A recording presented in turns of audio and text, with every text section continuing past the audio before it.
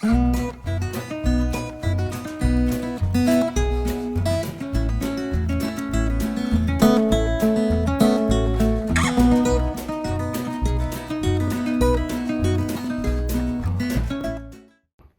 guys, welcome back to Cidery from Scratch. I'm Rachel. I'm David. And as you can see, we have another nightcap series for you. So this is episode number 3. If you recall, these episodes are kind of twofold.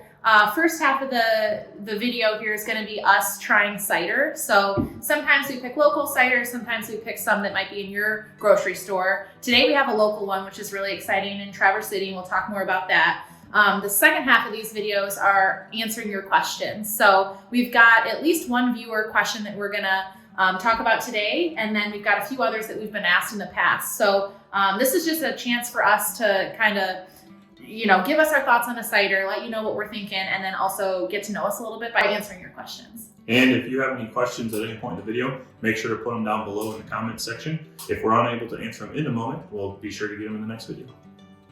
Cool, so let's get started. What do we have today? Today we have Boo Cherry Hard Cider by Cellars.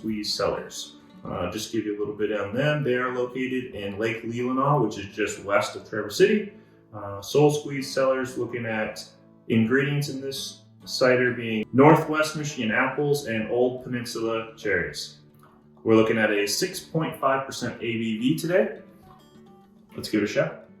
And one quick thing before you do that, make that noise.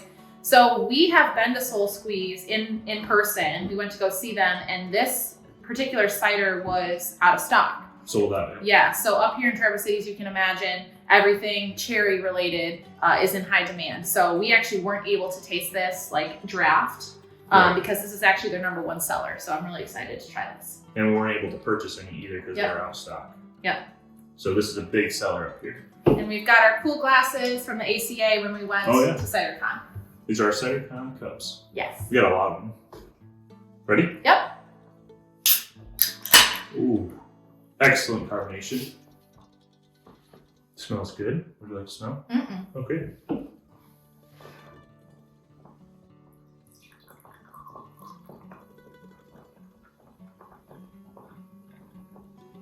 Excellent color. I want to smell it in my own glass. Okay.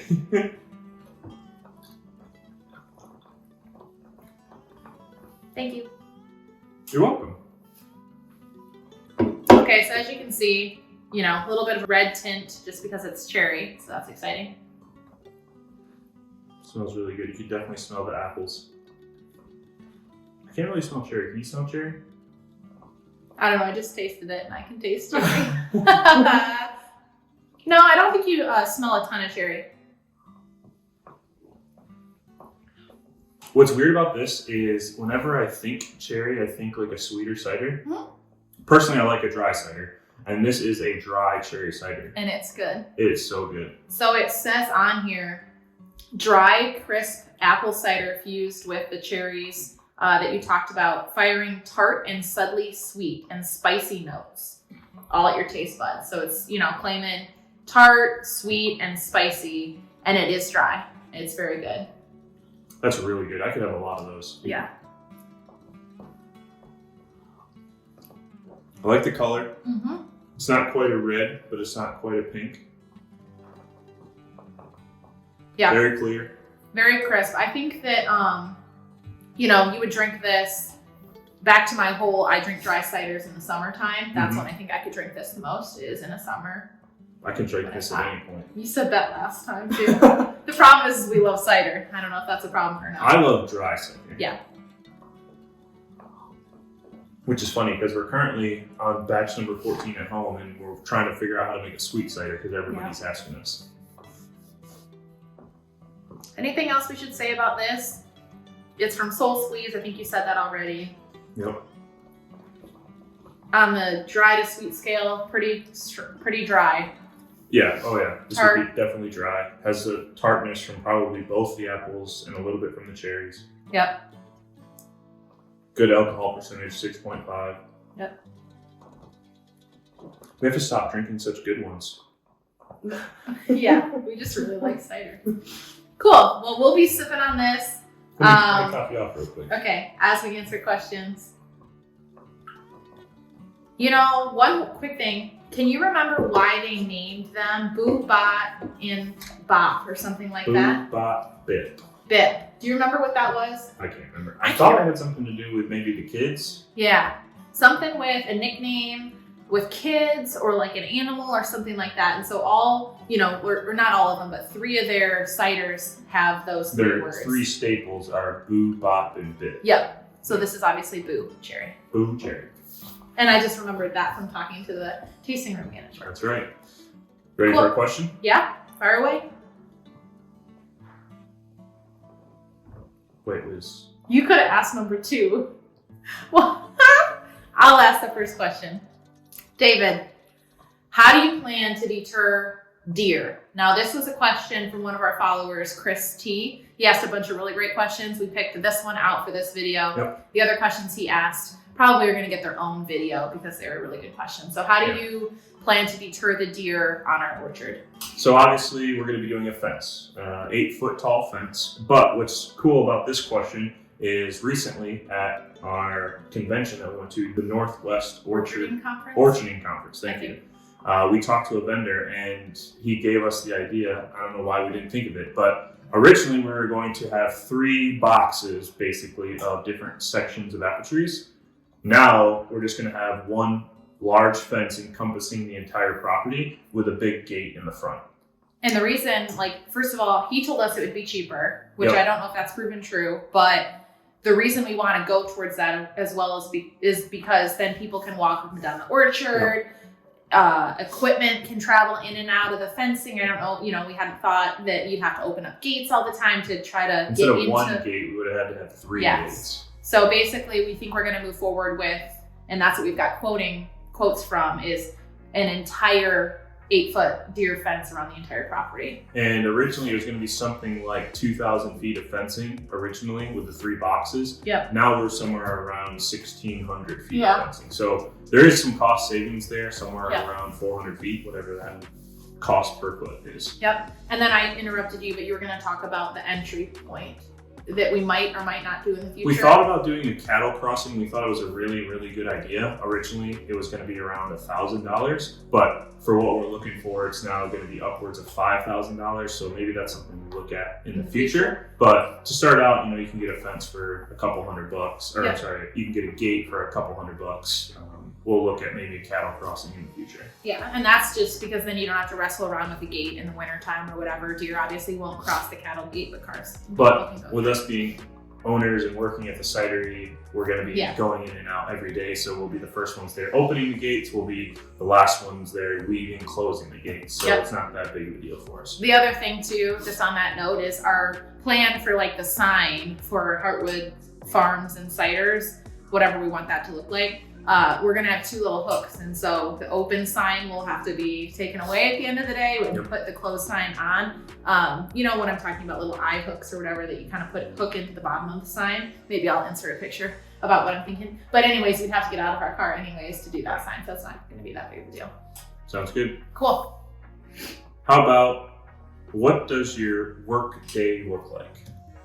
Work day look like? Okay, I think for this question, we can kind of just give you an example. And so we'll just use the last 24 hours, for example, and kind of explain what we did and how we kind of fit together everything like a puzzle. So last night we're in bed. We went to bed pretty early, I think, and we get a No Me Tour booking. So that was 9 p.m. or something, right? So we know we have to do that the next day.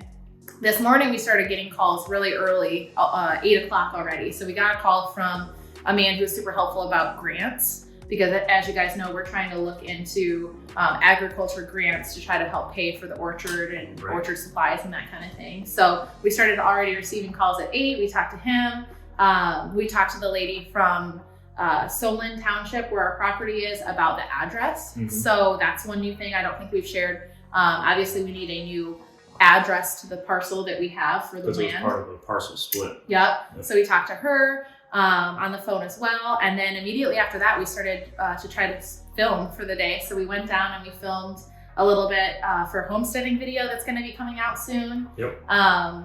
from there, we went to cider making. I think this is the third video we're filming today. We started to make cider. So our 5-gallon batch of cider is ready to bottle and split up and put some of it into secondary fermentation. So while we were doing the cider video, a lady called me about booking a tour. So we took a quick pause, handled that. You kept working on the cider.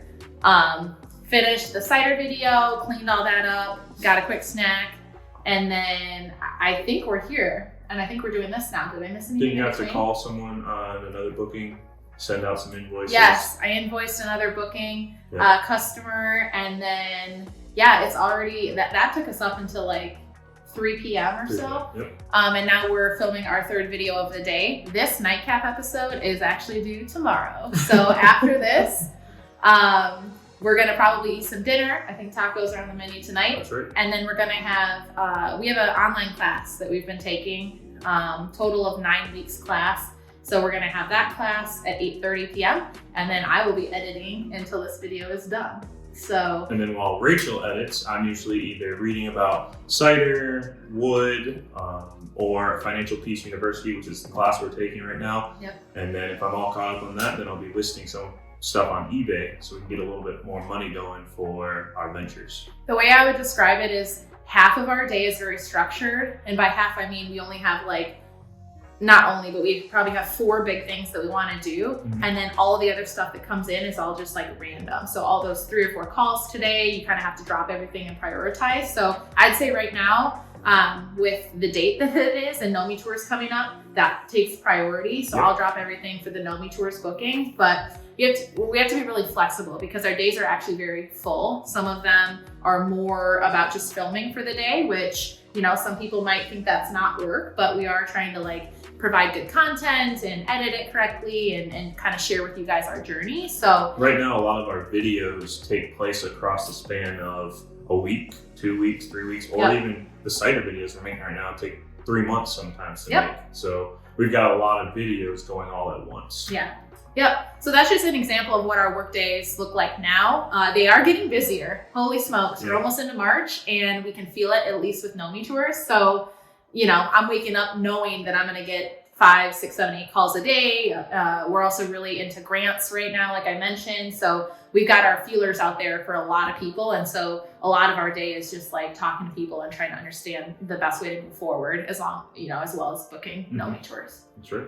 Is that an accurate picture? That's perfect. I don't know if you wanted to talk about, we meet together on Monday mornings to talk about the week ahead, get everything planned out. Usually we have our more heavy hitting things earlier in the week. Calls, meetings, conferences. We had a Cider Association virtual webinar yesterday. So things like that. So anyways, it's busy. It feels like we don't have enough time in the day. I can say that. That is true. We definitely do a little bit of work every single day, no matter what day it is. We're working on Saturdays, working on Sundays. Last time we filmed a nightcap, it was 7 or 8 o'clock at night, wasn't it? I was getting sleepy, I think. Okay, our third and final question. So a lot of people ask us, we're actually 6 months into this journey. So around 6 months ago, we're done with our jobs, we moved up here, and we've been doing this for the last 6 months. So a question that we get very often is, do you miss anything about your corporate life or your corporate work? Sure. So you can go ahead and start that one. I always wanted to be a small business owner, so this was kind of my dream. But I do miss having a steady, regular paycheck. Right now, we're working on several businesses at once, so we don't want to take any money out of those businesses, and most of them we're putting money in. So a regular paycheck is something probably that I miss because right now we're working a lot on budgeting, making sure we minimize all of our expenses. I think for me in corporate life, and I think I've even mentioned this before about how I want structure and that's why homesteading's okay for me in the future, because I want to be able to wake up and have the chores that I have to do and take care of the chickens. But I think that's the biggest thing is structure for me. So in the past 6 months, we haven't had a ton of structure provided or even that we could create because we weren't that busy. What that means is we had to direct each other and to be go-getters to get things done. Now that we're getting closer to Know Me Tours, we're getting busy, whether we're putting it on our plates or not. Like we're getting calls, we're getting bookings, that kind of thing. So I think I'm gonna start to feel better about that structure. We're gonna know what time we go to bed, what time we wake up, what we're doing, if we can plan it, what we're doing between this hour and this hour. Obviously we're gonna get things that are gonna throw us off plan, right. But I think that's the biggest thing with structure. Now, as I think about that, we're not going to get fully structured because I'm going to get a call at 8 p.m. You know what I mean? Yeah. Saturdays, we have to have our phones and computers knowing that Saturdays are other people's off days. So they're probably going to want to book a tour, right? So I think, we're not going to have structure throughout the weeks. Like we're going to be working 7 days a week, but I think the mornings I can really find some structure and maybe even my night times where it's going to make me feel more productive. Sure. So that's one thing that corporate life provides for you. They're like, this is where you go, this is your meeting, and you try to fit in all the work in between. So that's one thing I miss, but I think we are doing a pretty good job about structuring ourselves and making sure we're doing things. Agreed. Full in our time. Should we talk about some updates? Yeah, I think it's a good opportunity. We do these, once a month to kind of talk about things we're working on. So we can go over some updates now and some more recent things. We've been focused a lot on grants, as you said. We've got probably 3 or 4 leads that are helping us find like 10 or 15 more leads. So we've got a lot of email communication going right now around grants and funding in particular. Yep. Like I've kind of been alluding to all video, we have 6 confirmed booked tours of strangers we don't know. So that's exciting. It's not friends and family booking for us. It's actually 6 people that are going to have tours throughout the summer and fall. So that's very exciting. We're going to be about a month.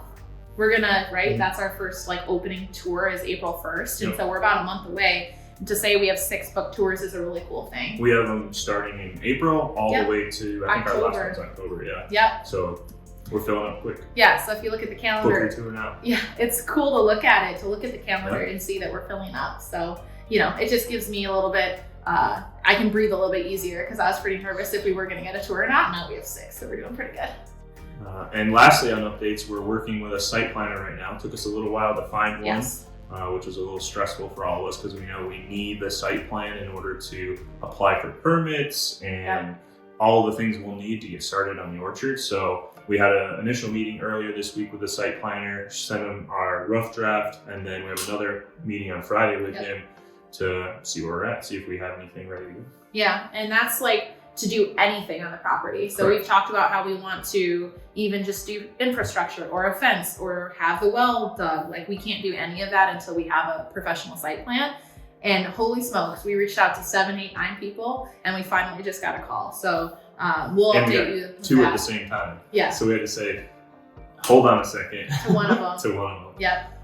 But hopefully this guy is really awesome. He's a local up here. So hopefully he gets us what we need to, get so that we can get permits so that we can dig the well and we can start putting fencing up and that kind of thing. So those are pretty much the biggest updates that I can think of. Those are pretty big updates. Yeah. I mean, that's everything that we've been working on up to this point, all around those 3 things, Yeah. Grants funding for everything, tours that we're trying to book, and then the planner, which is going to help us start building all the structure. So I think it's a lot. Yeah. Awesome. Well, thank you guys for tuning in to this week's episode. Like David said, if you have any other questions that, burning questions you'd like us to answer, please put them in the comments below. Or if you happen to, be watching us on Instagram or I'm posting a video or something, you can also put it in there. But we've said it a few times, but interacting with you guys in the community is what, makes this really fun. So thank you to those who have already done that, family and friends, people we don't know. We really appreciate you guys helping us with the videos or just asking questions and just being generally interested in our lives. Involved, Yeah, that's a really cool thing. So thank you guys for your support as always. If you haven't yet, please subscribe to the channel. We've got a lot of exciting things. If you like cider, obviously that's our biggest thing, but subscribe to our channel if you like these videos. It helps us and it helps us try to grow our channel. So consider doing that. Consider throwing us a like as well. A like is huge as well. If you're able. Yep. Anyways, thank you guys for watching and we will catch you in the next video. And remember, always follow your dreams.